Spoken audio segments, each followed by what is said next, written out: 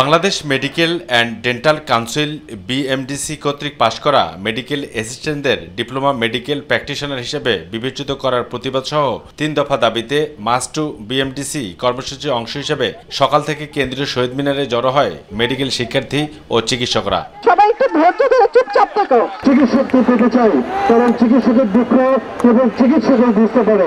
সাধারণ চিকিৎসক ও শিক্ষার্থী সমাজের ব্যানারে কেন্দ্রীয় শহীদ মিনারে জড়ো হয়ে শিক্ষার্থী ও চিকিৎসকরা তুলে ধরেন তাদের দাবি। বলেন, ন্যূনতম এমবিবিএস অথবা বিডিএস ডিগ্রি প্রাপ্তগণ ব্যতীত অন্য কেউ যেন ডাক্তারি পদবি ব্যবহার করতে না পারে তা নিশ্চিত করতে হবে। বৈষম্য বিরোধী ছাত্র আন্দোলন, মেডিকেল ও dental unit platform, Bangladesh doctor federation সহ সকল মেডিকেল স্টুডেন্ট এবং ডাক্তারদের অর্গানাইজেশন আজকে আমরা শহীদ মিনারে এসেছি। আমরা আগে থেকেই জানি যে একমাত্র এমবিবিএস আর বিডিএস বাদে নামের আগে ডাক্তার লিখতে পারে না, কিন্তু দেখা যাচ্ছে অন্যান্য টেকনোলজি যারা আছে, যেমন হচ্ছে বিডিএফ আর অন্যান্য যে টেকনোলজিস্ট আছে তারা ডাক্তার লিখতেছে। যারা ডাক্তারদের পদবি বসাচ্ছে 6 মাসের ডিগ্রিধারী, তাদের বিরুদ্ধে সোচ্চার আর কি। তারা না বুঝে অনেক সময় ভুল চিকিৎসার কারণে মানুষ মারা যাচ্ছে। সাদা অ্যাপ্রন শুধুমাত্র ডাক্তাররাই ব্যবহার করবে, অন্য কোনো টেকনোলজিস্ট কিংবা অন্য কোনো প্রফেশনের কেউ সাদা অ্যাপ্রন ব্যবহার করতে পারবে না।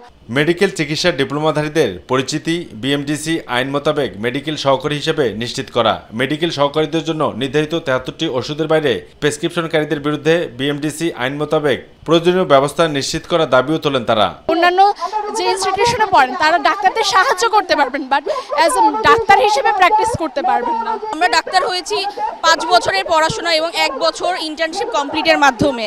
তারা সেখানে মাত্র এসএসসি পাশ করেই ডিপ্লোমার কোর্সটা করে আমাদের সমান মর্যাদা যাচ্ছে। বিএমডিসি হচ্ছে কোনো ডিসিশন যখন দিবে সেটার অবশ্যই স্বচ্ছ জবাবদিহিতা থাকতে হবে। তারা কোনো ডিসিশন এমনি দিতে পারবে না। বাংলাদেশের আইন অনুযায়ী কেবলমাত্র একজন এমবিবিএস এবং বিডিএস চিকিৎসক নামের আগে ডাক্তার লিখতে পারেন, কিন্তু দেখা যাচ্ছে যে সারা বাংলাদেশে ঔষধ বিক্রেতা থেকে শুরু করে কোয়াক যার ইচ্ছা মতো নামের আগে তারা ডাক্তার লিখছে এবং এদের অপচিকিৎসার কারণে একজন রোগীর জীবন দুর্বিষহ হয়ে পড়ছে, যার দায় পড়ে আসছে একজন প্রকৃত চিকিৎসকের উপরে। এ সময় তীব্র নিন্দা জ্ঞাপন আর নিজেদের অস্তিত্বের লড়াইয়ের অধিকারের দাবি পূরণ না হওয়া পর্যন্ত রাজপথে থাকার হুঁশিয়ারি দেন মেডিকেল শিক্ষার্থী ও চিকিৎসকরা। যতক্ষণ না পর্যন্ত শিক্ষার্থী এবং চিকিৎসকদের দাবি না মানা হবে ততক্ষণ পর্যন্ত এভাবে আন্দোলন চালিয়ে যাওয়ার ঘোষণা দিয়েছেন চিকিৎসক সমাজ। তারা বলছেন তাদের দাবি পূরণ না করলে তারা রাজপথেই তাদের দাবি আদায় করে নেবে। কেন্দ্রীয় শহীদ মিনার থেকে আবু সাইদ অপু, মাই টিভি, ঢাকা।